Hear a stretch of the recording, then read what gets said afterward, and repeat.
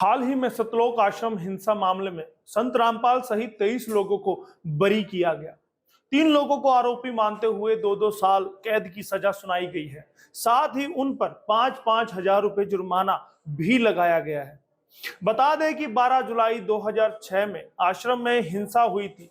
संत रामपाल पर क्रोंथा आश्रम में हुई हिंसा के मामले में धारा 302, 307, 323 के अलावा कई अन्य धाराओं के तहत मामला दर्ज किया गया था। फिलहाल रामपाल के भाई महेंद्र दास पर अभी भी केस चल रहा है।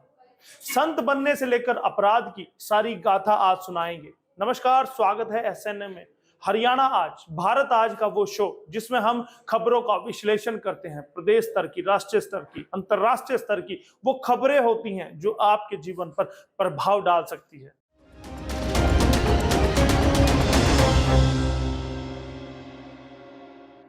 गौरतलब है कि संत रामपाल के बंदी छोड़ भक्ति मुक्ति ट्रस्ट ने गांव करोंथा में सतलोक आश्रम खोला था।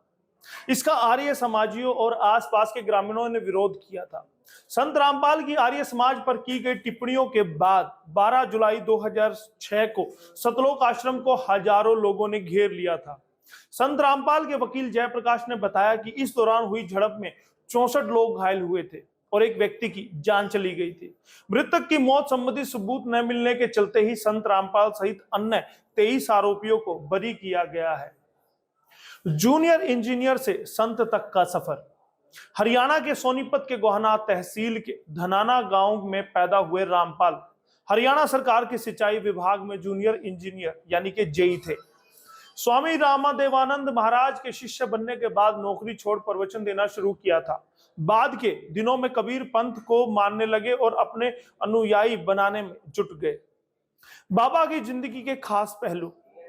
रामपाल दास ने 17 फरवरी सन 1988 को कबीर पंथी स्वामी जी को अपना पहला व अंतिम गुरु मान लिया। यह बात थी सन 1988 की फाल्गुन महीने अमावस की रात्रि की, जब रामपाल ने दीक्षा ग्रहण की थी। बाद में इसी दिन को रामपाल अपना असली जन्मदिन भी मनाने व बताने लगा है। 71 साल के बाबा रामपाल की उस वक्त उम्र रही होगी यही कोई 37-38 साल। रामपाल के भक्त इस दिवस को बौद्ध दिवस के रूप में आज भी मनाते हैं। ऐसा कहा जाता है कि सन 1993 में रामपाल के गुरुजी ने रामपाल को सत्संग करने की अनुमति दी।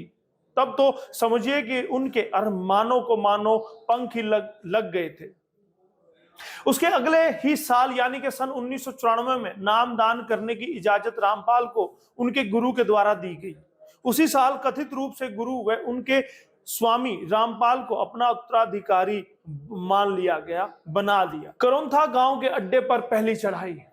करोंथा गांव में आश्रम खोले हुए बाबा को अभी 5-6 साल ही गुजरे होंगे कि उसे पुलिस ने घेरकर गिरफ्तार कर लिया। यह बात है 12 जुलाई सन 2006 की।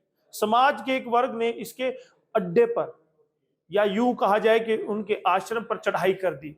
बवाल काबू करने के लिए मौके पर मौजूद पुलिस मूक दर्शक बनी रही। तब बवाल के शुरुआती दौर में धारा 144 लगा दी गई।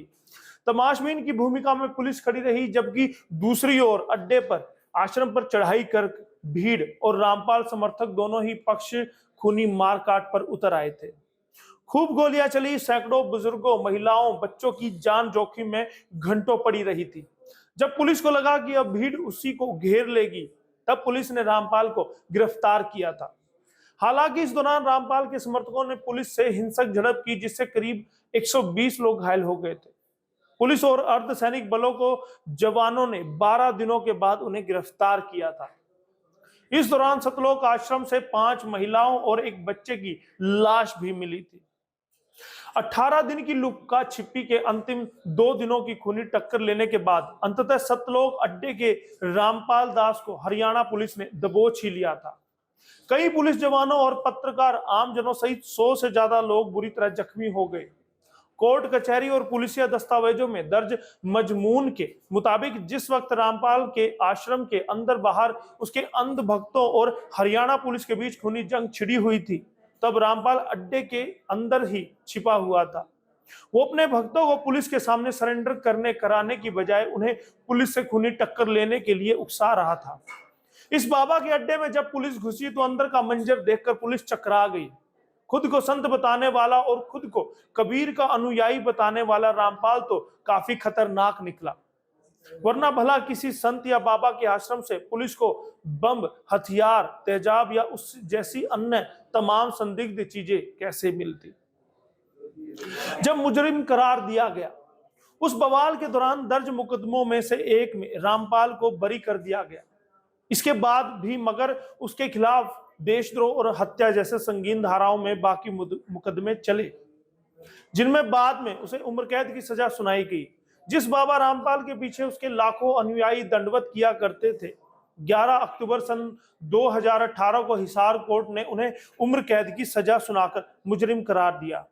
हालांकि मुकदमा जब आगे चला तब 26 जुलाई सन 2021 को हिसार कोर्ट के जज ने रामपाल को और उसके 4 अनुयायियों को बरी भी कर दिया। चूंकि बीते कल के इस बाबा को अन्य धाराओं में उम्र कैद की सजा भी सुनाई जा चुकी थी, इसलिए उसे जेल से बाहर आने का मौका ही नहीं मिला। यहां पर भी बताना जरूरी है कि रामपाल पर सरकारी कामकाज में बाधा पहुंचाने, आश्रम में बेकसूर निरीह लोगों को बंधक बनाने का मुकदमा दर्ज हुआ था। रामपाल दास से बाबा रामपाल बने इस शख्स को हरियाणा पुलिस ने 20 नवंबर 2014 को पकड़ा था। विवादित संत पर ताबड़तोड़ मुकदमे। हिसार कोर्ट के अतिरिक्त जिला एवं सत्र न्यायाधीश एडीजे डॉक्टर चालिया ने सन 2014 के हत्या के एक मामले में सजा सुनाई थी। यह फैसला हरियाणा के थाना बरवाला इलाके के स्थित सतलोक आश्रम प्रकरण में हत्या के मुकदमा नंबर 429, 430 में सुनाया गया था। बाबा के खिलाफ पुलिस ने सरकारी कामकाज में बाधा डालने के लिए हमला, हत्या की कोशिश, अपहरण, बंधक बनाने जैसी संगीन धाराओं के तहत मुकदमे दर्ज किए। रामपाल के साथ 90 से ज्यादा मुलजिम बनाए गए थे, जबकि उसके खिलाफ 400 से ज्यादा गवाह हरियाणा पुलिस ने बनाए। बाबा को बेनकाब करने में करोड़ों का आया खर्च। मीडिया रिपोर्ट्स के मुताबिक रामपाल दास को दबोचने के लिए तब किए गए भागीरथी प्रयासों में हरियाणा पुलिस को करीब करोड़ों रुपए स्वाहा करना पड़ा था। हालांकि हरियाणा राज्य पुलिस ने इसकी कभी पुष्टि नहीं की। बरवाला खूनी कांड से पहले भी बाबा करोंथा आश्रम कांड में 22 महीने की जेल काट चुका था। इस बाबा का अतीत देखा जाए तो वो अक्सर ही आर्य समाज और उसके अनुयायियों को बदनाम करते रहने के आरोप उन पर लगते रहे हैं। इसलिए रामपाल आर्य समाजियों के भी निशाने पर हमेशा रहते थे। कसूर आखिर किसका? गलती अकेले बाबा की नहीं, ताली दोनों हाथों से बजती है। बाबा को बड़ा आदमी और खुद को कंगाल बनाने में हमारा खुद का ही हाथ होता है। दूसरों के सिर पर ठीकरा फोड़ने से क्या फायदा? यह सब बातें जिम्मेदारी से बचने की होती है। हम फला बाबा साधु के चक्कर में फंसकर बर्बाद हो गए, उसने हमें लूट लिया, उस महात्मा ने आश्रम में बुलाकर हमें सम्मोहित कर दिया। कोई बाबा किसी को घर घर बुलाने नहीं आता है। पहली बात तो इन बाबाओं को पूजा के काबिल ही हम बनाते हैं। जब हमें ही यह लूटना शुरू कर देते हैं तो हम ही अपनी बर्बादी का ठीकरा या जिम्मेदारी इन बाबाओं के सिर पर लादना शुरू कर देते हैं। सवाल यह है कि आखिर इन बाबाओं की गली गली, गांव गांव गद्दियां स्थापित कौन कराता है? जब जनता में से ही कुछ लोग इन्हें भगवान बनाने पर तुले हों, तब फिर इन्हें कौन काबू करेगा? आसाराम बापू से लेकर सतलोक वाले रामपाल दास और इनके जैसे और भी तमाम इसी तरह के बाबाओं को कोसने दबोचने से पहले हमें उनको पकड़ना चाहिए जो ऐसे बाबाओं को बनाकर अपनी और कानून दोनों की सिरदर्दी बनाते हैं। मैं पहले इन बाबाओं को, बाबा बनाने वालों को दोषी मानता हूं। उसके बाद बाबा तो जो कुछ करते हैं वो जब पकड़े जाते हैं तो जमाने के सामने खुद ब खुद सामने आ जाता है। आज का ये कार्यक्रम आपको कैसा लगा? आज का एसएनए आपको कैसा लगा? हमें जरूर बताइएगा।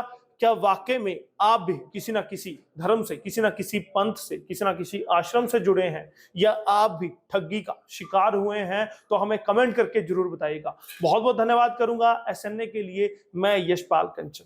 खास खबर हो या सवाल आपका, हम दिखाएंगे विश्वसनीय खबर। इसलिए हमारे सभी पेज को करें लाइक, सब्सक्राइब और शेयर, ताकि हर अपडेट पहुंचे आप तक सबसे पहले। खबर की धड़कन समझते हैं हम, हालात की संजीदगी जानते हैं हम। एहसास है, देश और दुनिया देख रही है हमें।